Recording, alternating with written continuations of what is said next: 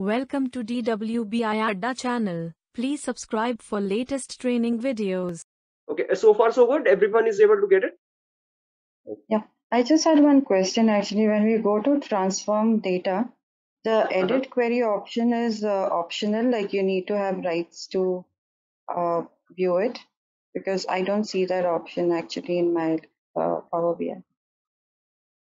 No, so it might be a case that you may have a query that is, or the query may not be available over here. So once you import a new data set and you click on the data that you imported, right click on the query that you imported, then you might be able to see that option.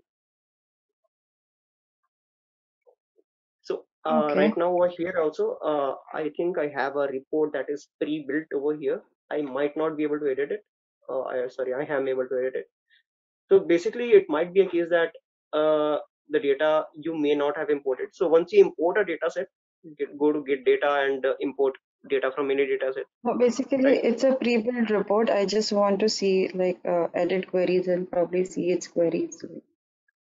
So it might not be available. So you can probably access the data when you go over to the data tab.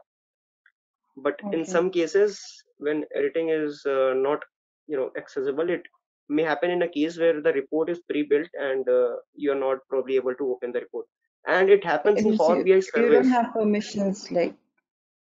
So if you are viewing that report in Power BI service, not in Power BI desktop, then it might be a case.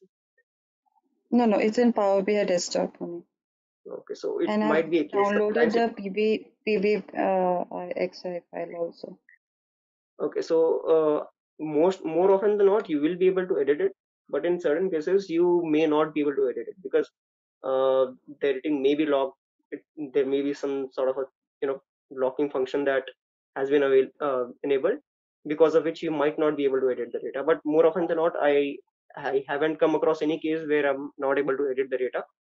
In most cases, what would happen is that you may not be having access to the source file. For example, I have all the files in my local drive.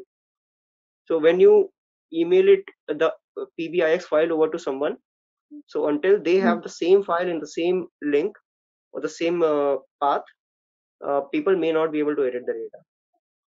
So I'm quite sure that if I open the data, I might not be able to edit it.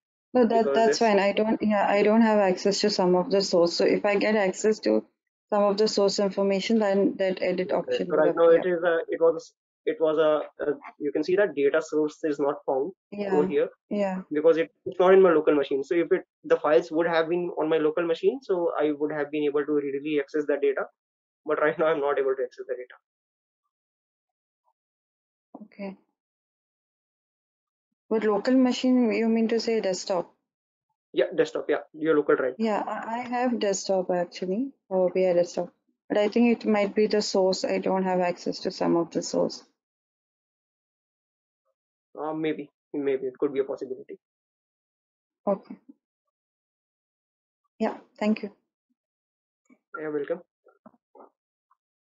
Everybody else, you're able to follow? Subhashish, I have one doubt. Like, say, when you say we have a huge columns in the data sets, will that impact on the performance of the BI? Yeah, it will. It will. Okay, It so will until the point. I think most of the time is consumed in refreshing the data. So if you have a very large data set, it depends on the number of rows, number of columns. It will yeah, it will take a lot of time to refresh the data. So try to restrict the columns, but whatever is necessary for you to. So whatever is unnecessary, it's a good practice while making data sets to eliminate whatever is not necessary for you. okay. I mean, like, just wanted to understand on the standpoint of the limitations. Like, do we have any limitations of this particular? Yes, we only have to have this many columns so that our BI report will fetch in less time. No, there is no such limitations. It's a simple rule of thumb that the number of as the number of columns and number of rows keep on increasing, it takes more time usually. So I think it's up to the capability of the machine as well. So if you are on a very good system which has a very high configuration, it will take considerably lower time as compared to a system. Let's say if you are on a machine which has 4 GB of RAM and let's say an i3 processor, so it will take the same report may take 1.5 hours to refresh.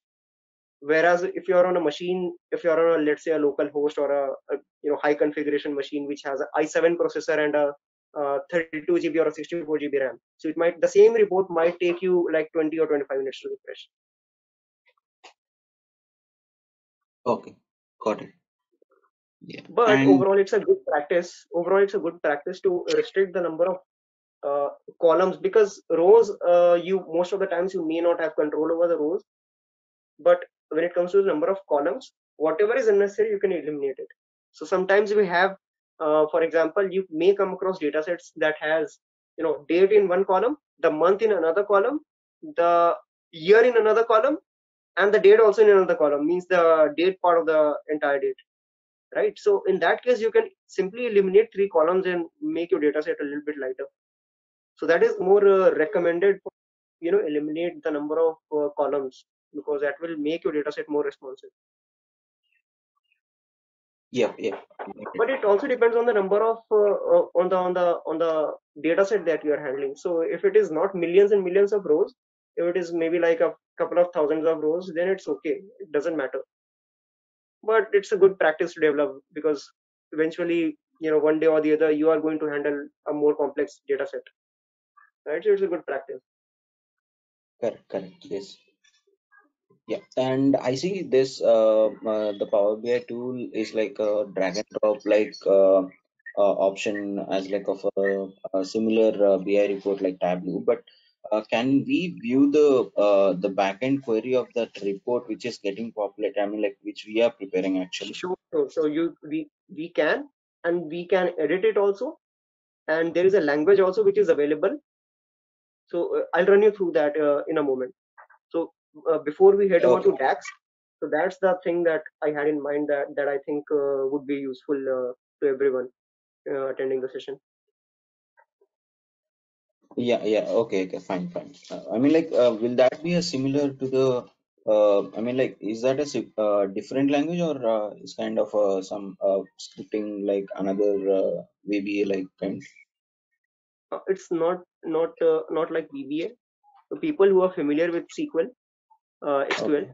so it's very similar to SQL.